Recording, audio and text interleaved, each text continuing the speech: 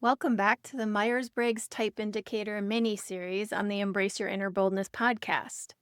Before we start talking about stress behaviors or what it looks like when someone is in the grip, it helps to understand what actually stresses different personality preferences in the first place. Stress usually shows up when something threatens a person's natural way of operating. So, for someone who prefers extroversion, stress will build when they feel isolated, when they feel left out of conversations or cut off from feedback. For someone who prefers introversion, stress grows when there's constant noise, interruption, or pressure to respond before they have had time to think. People with a sensing preference tend to feel stressed when things are vague, constantly changing, or missing clear instructions, while people with an intuition preference feel stressed when they're buried in details with no sense of purpose, meaning, or direction.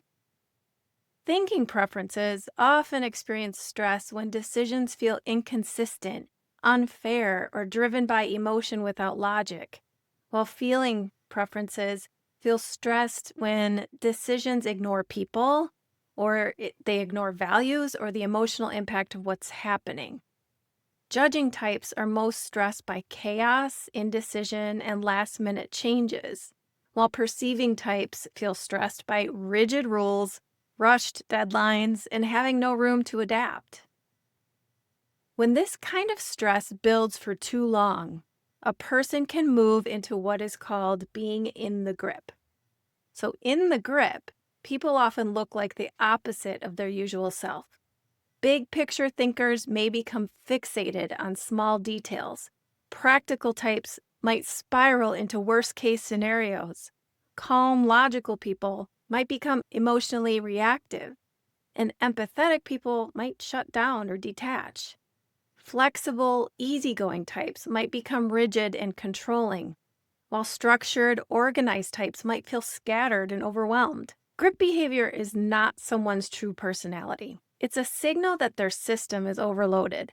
And when others understand this, they can respond with patience instead of judgment and can offer what helps that person return to center, whether that is space, clarity, reassurance, grounding facts, flexibility, or time to reset.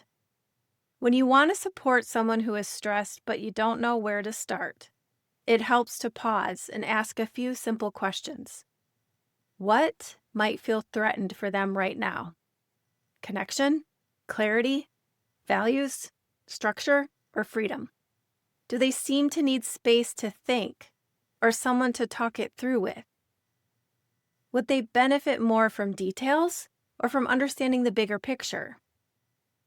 Are they looking for logic and solutions, or are they looking for reassurance and understanding? Is the stress coming from too much rigidity or not enough structure? Asking these kinds of questions helps you meet people where they are instead of reacting to how they're showing up in that moment. On the next episode in this series, we'll go over some ideas on exactly how you can work and live better with the humans in your life right now. See you next time.